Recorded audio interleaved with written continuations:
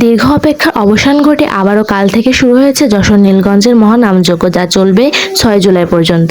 কাল ছিল যার অধিবাস। কাল আমিও চলে গিয়েছিলাম নীলগঞ্জের মহানামযজ্ঞ অনুষ্ঠানে। আর এই যে গেটটা দেখতে পাচ্ছেন, এটা হলো নীলগঞ্জ মহাশ্মশানের বড় রাস্তার পাশে মেন গেট। এরপর সোজা রাস্তা ধরে চলে গেলেই নীলগঞ্জ মহাশ্মশান। চলে এসেছি ভেতরে। তো বাইরে কিন্তু অনেক দোকানপাট বসেছে এবং ভেতরে তার থেকে আরো বেশি সুন্দর দোকানপাট বসেছে, যেগুলো এসেছে বাইরে থেকে। আর সেগুলো মিস করতে না চাইলে দেখতে হবে কিন্তু পুরো ভিডিও। ভিতরে প্রবেশ করে তো অবাক হয়েছি, কারণ এই প্রথম এত বড় পরিসরে নামযজ্ঞ অনুষ্ঠান হচ্ছে নীলগঞ্জ মহাশ্মশান। তো আমরা গেছিলাম সন্ধ্যার দিকে, যার জন্য ভিড়টা কম ছিল। আর যত রাত গভীর হচ্ছিল তত লোক সংখ্যা বাড়ছিল। নামযজ্ঞর কথা শুনে দূর দূরান্ত থেকে লোকজন ছুটে আসে দলে দলে। শুধু যশোরই না, যশোরের বাইরে থেকে অনেক ভক্ত অংশগ্রহণ করে এই মহাযজ্ঞে।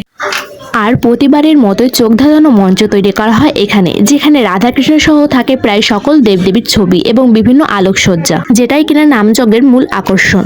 তো আপনারা কে কে এবছর এখনো আসেননি, তারা দ্রুত চলে আসেন এই মহাযজ্ঞে। আর হ্যাঁ, অন্যবারের মতো কিন্তু এবছর প্রসাদের ব্যবস্থায় মাঠে না করে করা হয়েছে নতুন মঞ্চের ঠিক উপরে, মানে ছাদে, যার ফলে অনেক সুবিধা হয়েছে এবং আগের মতো ভিড়ের সমস্যা নেই বললেই চলে। তো এই যে মঞ্চের ঠিক উপরে ভক্তদের জন্য প্রসাদের ব্যবস্থা করা হয়েছে। ভক্তরা সবাই অপেক্ষা করছে প্রসাদের জন্য। এইবার দেখুন, নীলগঞ্জ মহাশ্মশানে যে দোকানগুলো দেওয়া হয়েছে তাতে পুজোর A to Z সব পাবেন। এছাড়া এই দোকানটা দেখে তো আমি মুগ্ধ হয়েছি, কেননা এখানে আছে বিভিন্ন বড় বড় সব পিতলের বিগ্রহ। আর এনারা এসেছেন বাইরে থেকে, যার জন্য এগুলো কিন্তু যশোরে আপনারা পাবেন না, এই দোকানে যা পাবেন। এছাড়া সত্যি বলতে এত বড় মা দুর্গা এবং মা কালী পিতলের এই প্রথম দেখলাম। আর এই দোকানটাতে বিভিন্ন ডিজাইনের শঙ্খ এবং শাখা পলা সব পাওয়া যাচ্ছে।